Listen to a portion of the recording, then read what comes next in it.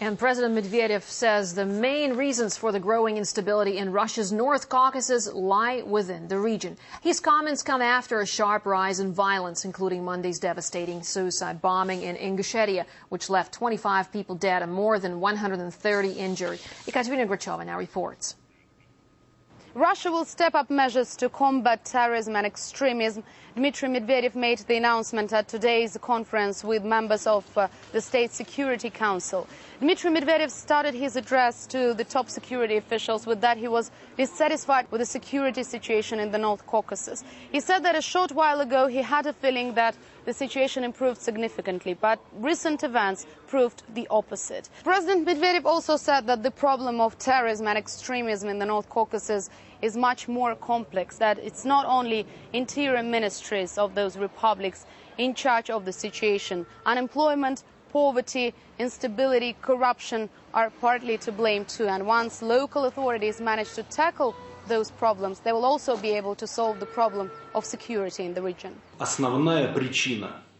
Conditions for the development of racketeering and religious extremism came after the collapse of the Soviet Union. And its roots are in our living conditions, in unemployment, poverty, in clans that do not care about the people and are only busy with splitting cash between them, fighting between each other, and in corruption that is spread widely within our law enforcement authorities.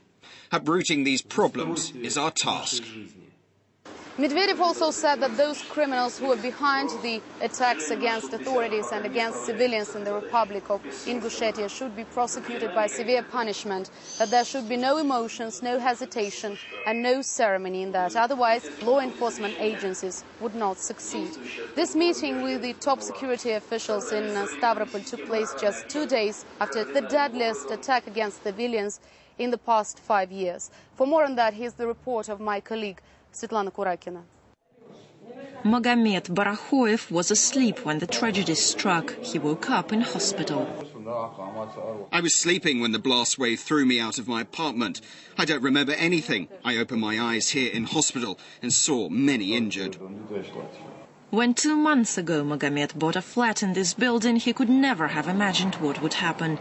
The apartment block was severely damaged in Monday's blast when a truck packed with explosives plowed into the gate of the local police headquarters. Doctors at the hospital say more than 160 people needed medical care after the attack. It's holiday season now, but all the doctors, all the specialists came to work. We didn't have to ask. They were all here providing help. Some patients had to be taken to nearby cities. 9 of the most severely injured were flown to Moscow for treatment. But some in Nazran are still looking for their loved ones. He was on duty that morning. We can't find him. It was the deadliest strike in Ingushetia since 2004 and the latest in a spate of violence that's shaken the republic in the past few months. Ingush President Yunusbek Yevkurov was seriously wounded in a failed assassination attempt in June. A week ago, Ingushetia's construction minister was killed in his office. Ingush officials blamed Monday's attack on militants angered by recent security sweeps in the region.